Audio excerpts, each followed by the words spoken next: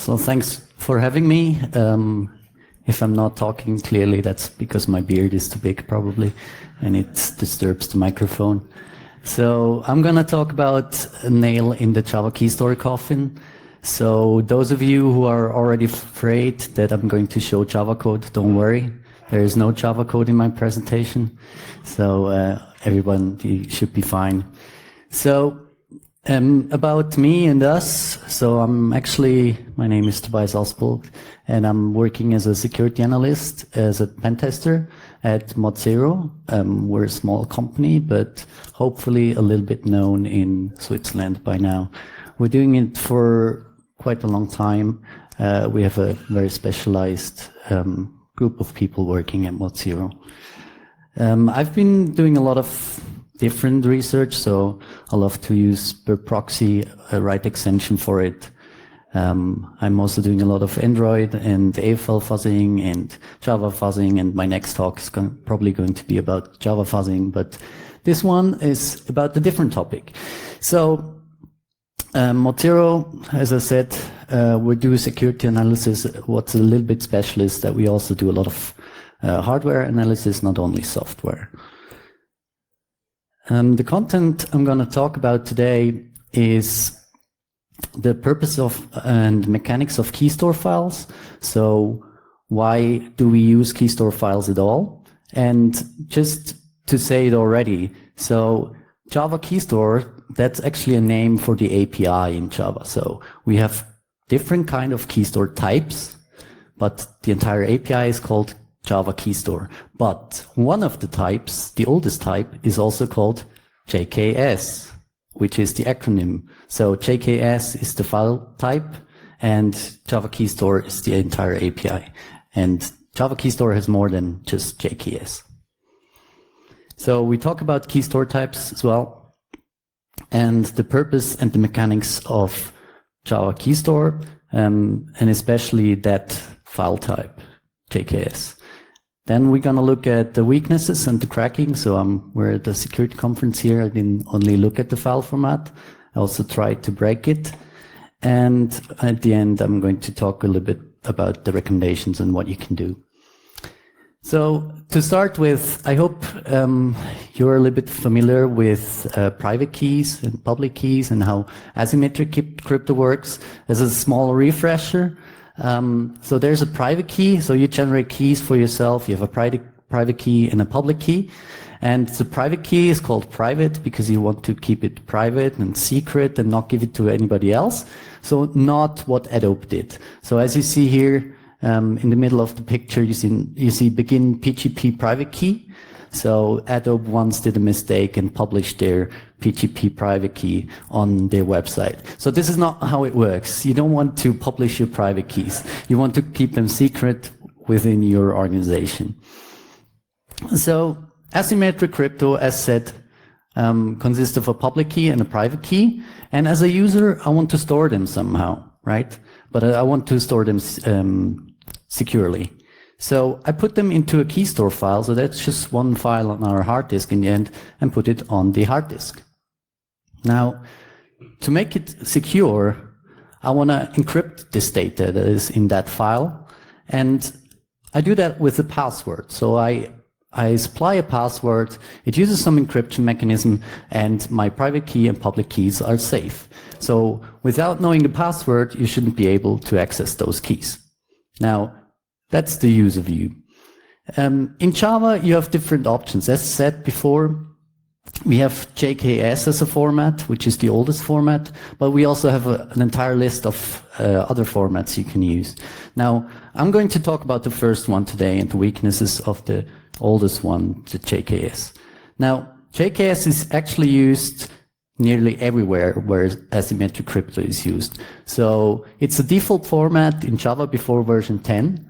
And it's also in all Android versions, so it's used a lot. So just to tell you where it's used, for example, and this is just a very small list of examples, Oracle databases store their TLS keys in JKS files, Apache Tomcat as well. And when you do a new Android app, you also have to sign your app And that you do with a key. So whenever you have to publish a new Android app, a JKS file will be created for you. So basically, wherever there is public key cryptography and Java, you will find these JKS files. Now, let's look at an example, Android Studio. So it allows us to use a UI to generate these JKS files. The first thing it will ask is the key store path. So where on your hard disk will you store this file? So super simple and easy. Then there's the key store password, which is the password, as we said before. Then we have a key alias, so we can give our key a name, fine with me. And then there's also the key password. Now we should be a little bit confused, right? I mean, why are there two different passwords? There's the key store password, and then there's also a key password. So now we have this situation. Now, let's take a small shortcut, and I will tell you what this is about. So actually, this was the first design mistake they did. The key store password is not used for encryption.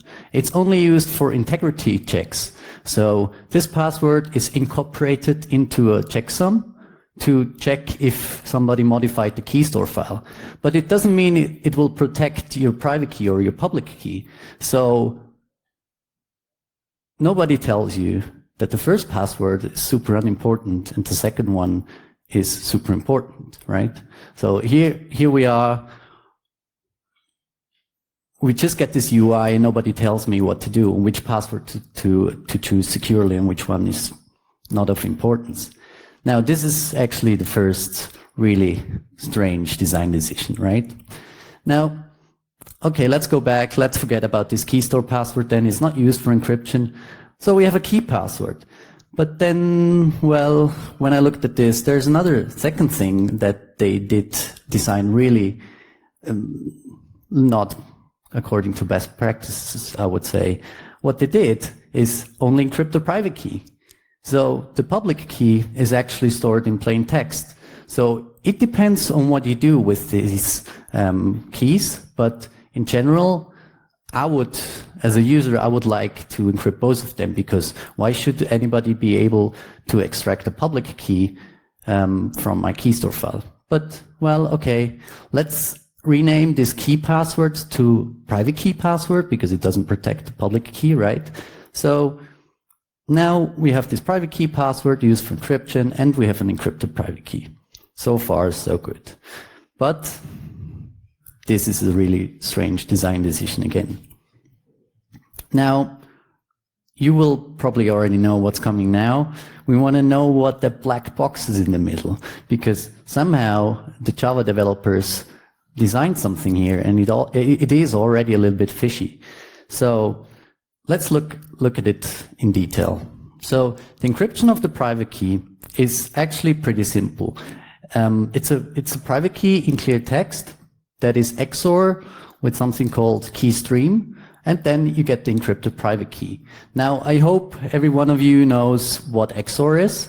XOR is just a simple operation. Sorry, I can't explain it to you if you don't know, but the only thing you need to know about XOR at the moment is also that it works the other way around. So instead of doing private key XOR key stream and get the encrypted private key, you can also do it the other way around and take the encrypted private key, XOR it with the key stream, and then get the decrypted private key. Now, the question is, what is this key stream, right? That's the only thing we don't know for now. So let's look at what the Java developers decided to design.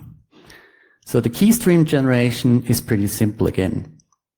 They invented the new password-based encryption scheme using SHA-1. Now you will say, well, SHA-1, this is so old. Well, Java is old.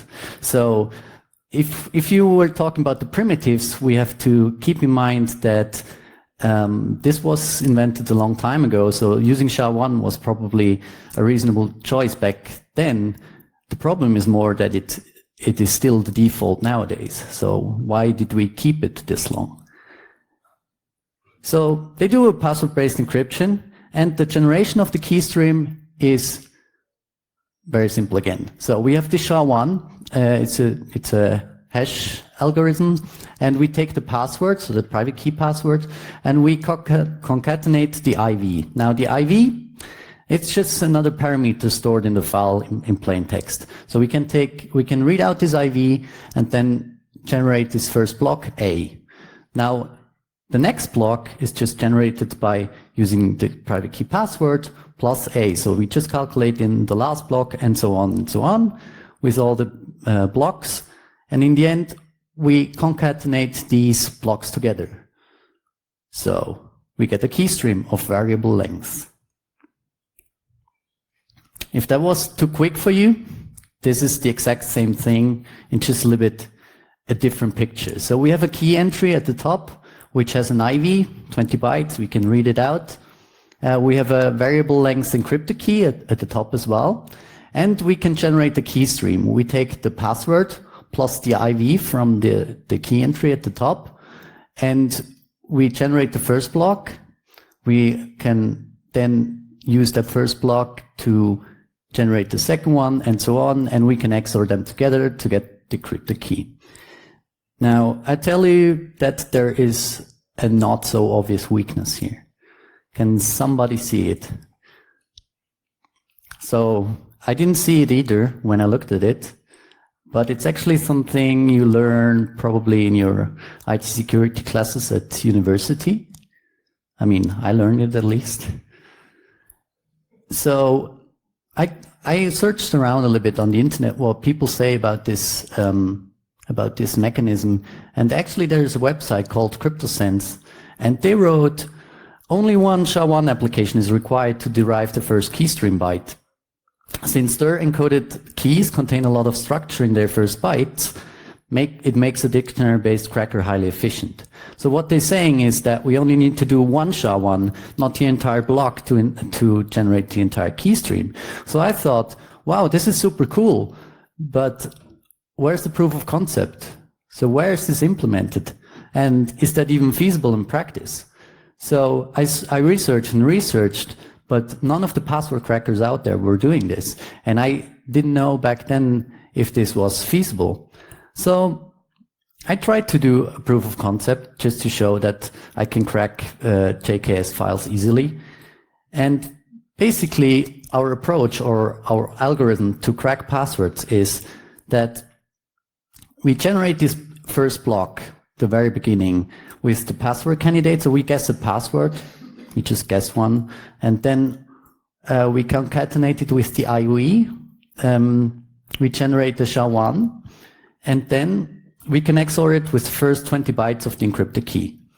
That should give us the first 20 bytes of the decrypted key. And then we can check these first 20 bytes if they look like a private key. Now, what does it mean, look like a private key?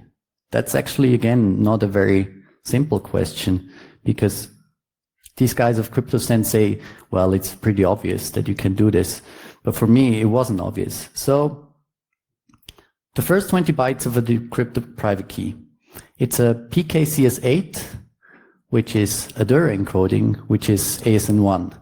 So these are different encodings or standards for how this data is represented. And in theory, it's actually pretty simple. There should be a OID, which is 9 bytes long, somewhere at the start. Now, an OID, for example, if we have an RSA key that is stored, then there should be this hexadecimal value somewhere at the start. So what we can do is we search for this OID. So when we get the first 20 bytes, which we hopefully successfully decrypted, then we can search for this OID. And if we find it, we can say, okay, I think I guessed the right password. This could be really, what we're doing here is really decrypting a private key. Now, in practice, this is not a very nice idea, because searching for the OID is super inefficient.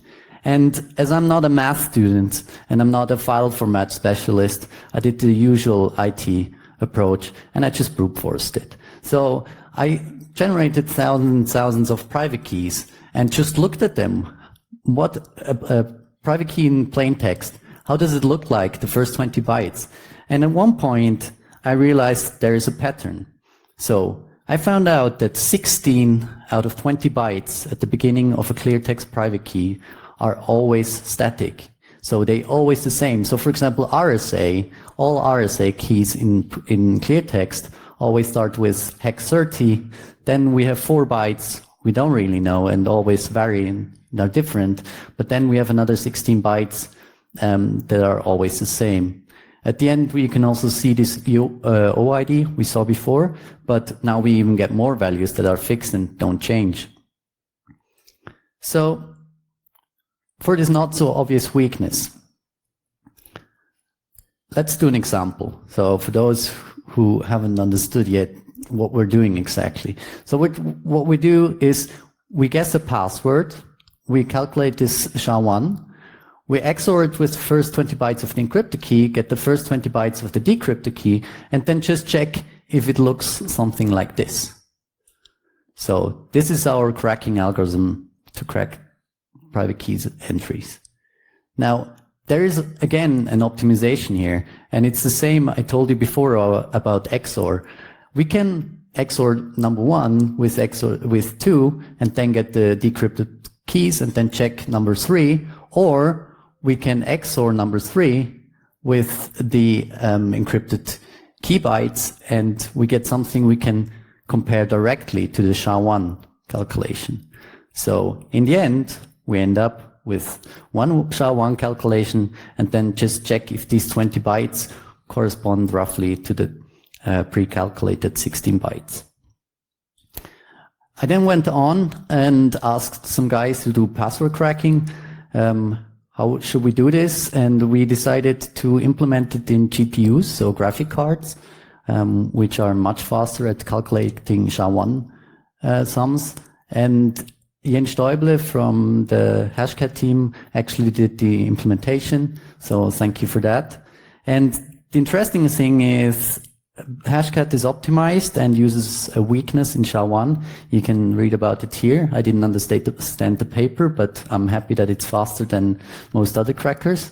So we're super fast at cracking JKS files. So this is, again, this third design decision, I would say that probably wasn't really meant to be like this. And this is the third mistake that was in that code. Now, for those of you who think this was too much math or crypto, there's also a more practical approach. So basically, you can just download my JKS privkey prepared jar file, then use this JKS file, generate the hash file, and then feed that to Hashcat. So if you're doing a pen test or something and you find a JKS file, you can start to crack it. And it actually surprised me how fast we can do this. So during this run, we have one NVIDIA GeForce GTX 1080 that is on this system, and we're cracking with that one. The type is clear, JKS, and we're doing this with roughly 8,000 million hashes per second, which means we're roughly cracking 8 billion, or we're trying 8 billion passwords per second on this one graphics card. And this is actually super fast. So with one graphics card, we can try all alphanumeric passwords of length 8 in 8 hours. So this is super efficient cracking.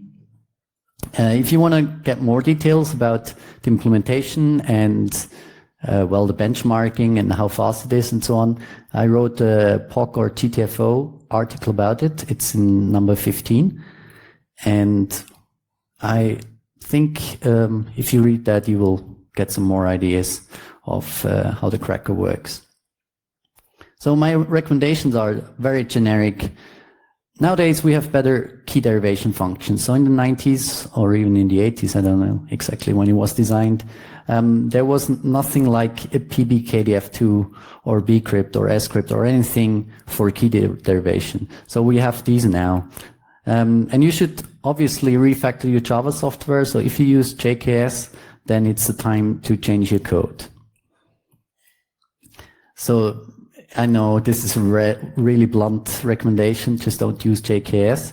But although good password will keep you secret, I mean, even a password cracker cannot do anything about passwords of length 12 and above at the moment.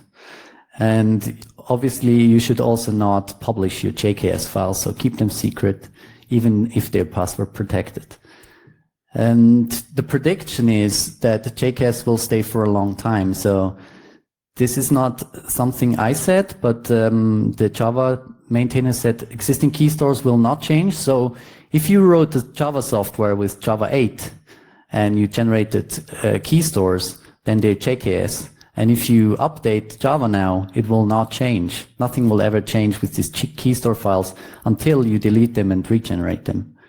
So, and key stores tend to be long-lived. So you can imagine, I mean, a web server that has keys in it will at least run with those JKS files until the keys expire. So the alternatives inside of Java, if somebody is a Java developer, just don't use JKS. That's the rule of thumb. You can use anything really, just don't use this default type. Probably the wet dream of all cryptographers is the new BCFKS, it's called. It uses everything which is standard nowadays, and you would like to use. So PBKDF2, more than 50,000 rounds of HMAC SHA-512, and it uses the AES CCM mode. So that's probably really good for standards nowadays. But Bouncy Castle is an external library, so you will need Bouncy Castle to do this. If you cannot use an external library, you can use the PKCS12, which is using 1,000 rounds of SHA-1. So 1 round of SHA-1 versus 1,000 rounds of SHA-1, which is a lot better, although it's still SHA-1 and triple S. So, and then also, as I told this, or I talked to Oracle, they changed Java, so they made updates, and in these updated Java versions, now the PKCS12 is 50,000 rounds, although this part was not my research, so CryptoSense did a lot of research in other areas as well, for example in the PKCS12 area, and they changed, and they basically said, well, 1,000 rounds is still not enough, so you should use more rounds. It's also the default key store type since Java 9, so PKCS12 is now the new type. So when you write anything now in Java 9 or 10, then you should be much better off. So thank you for your attention. This is the first round of questions, I would say, and we'll see after that. So this is the basics about JKS, and I would like to get any questions in if there are questions so far. Thank you for your talk. Very interesting. Can you tell more a bit about how the integrity is checked? Yes, I will do that later. Yeah. Any other questions about?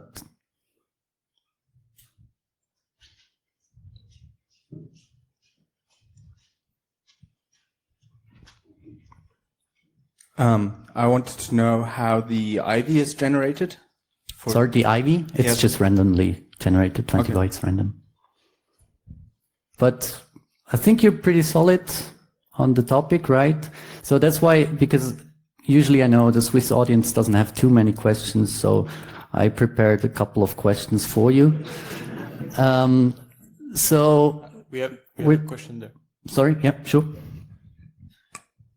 The other question was actually about your screenshot on Android Studio.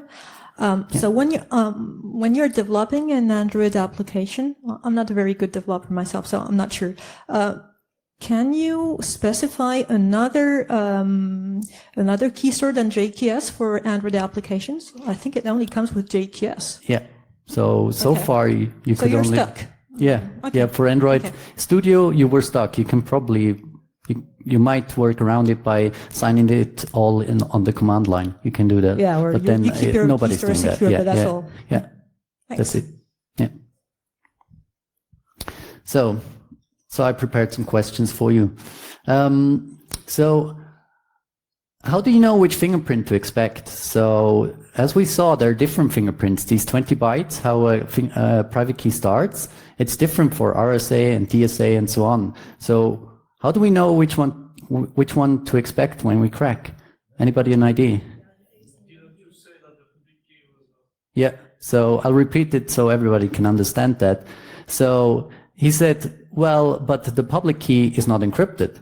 So that's actually one thing that helped this research, because they didn't encrypt the public key. I can just check what algorithm is used in the public key, and then I know which private key fingerprint I have to expect. Otherwise, this would be a lot more guesswork, and the effort to crack will probably be a lot higher.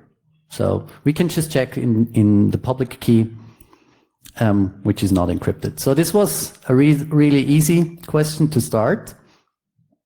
Here comes the second one. So we only know 16 out of 20 bytes of a fingerprint, right? So when we do cracking, the question marks are unknown.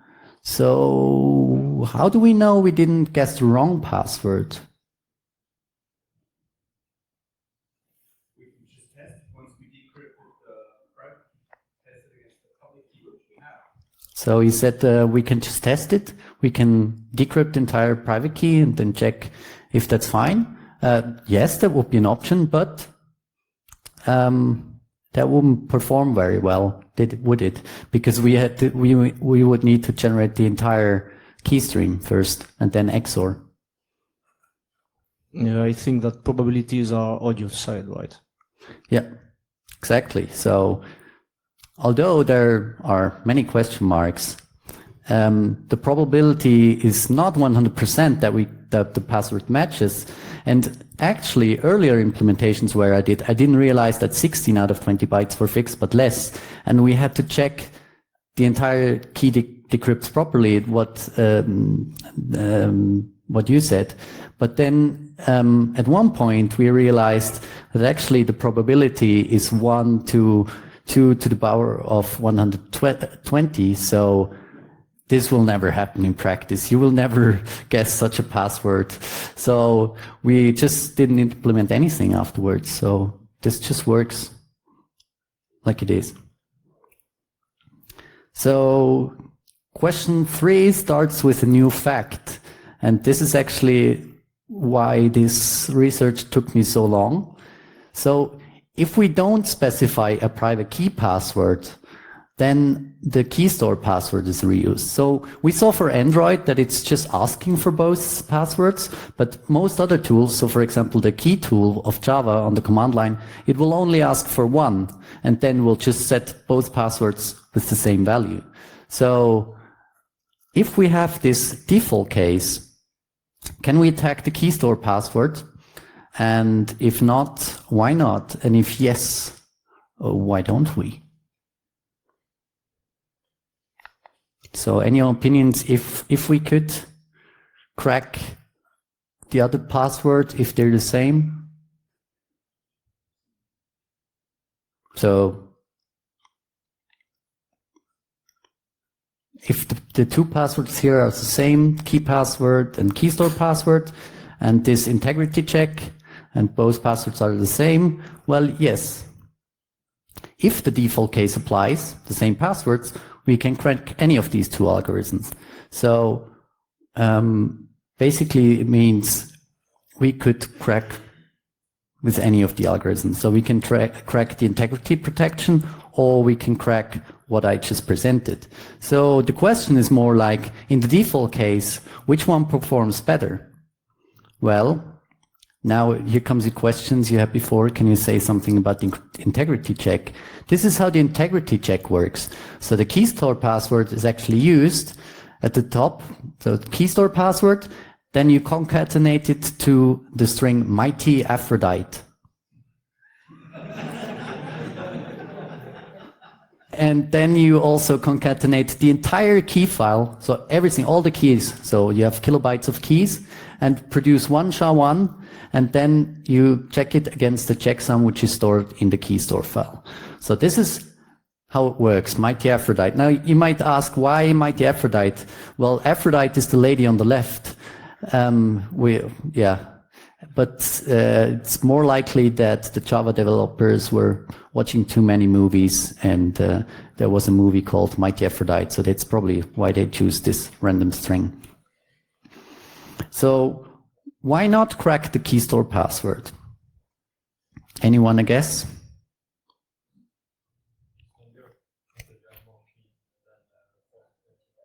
Sorry, can you repeat? It's longer computation? Yeah.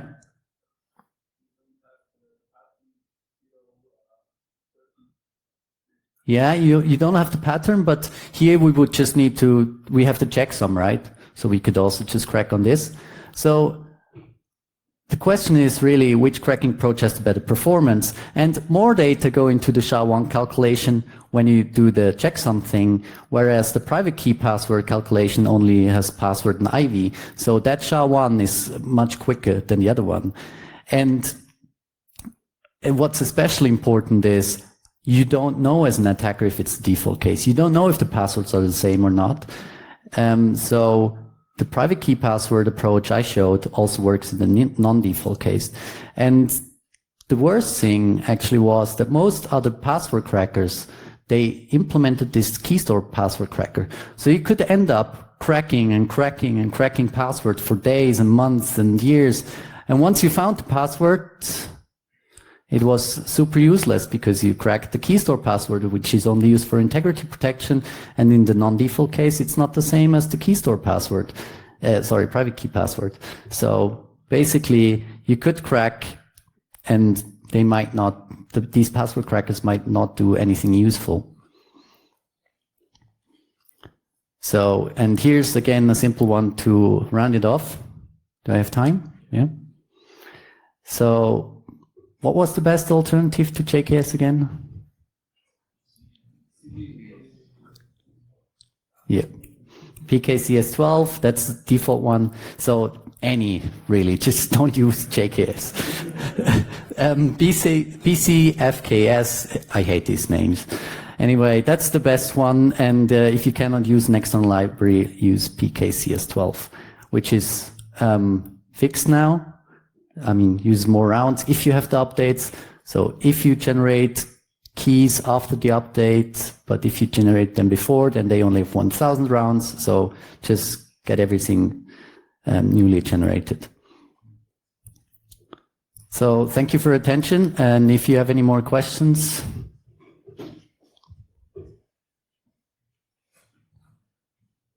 Thank you.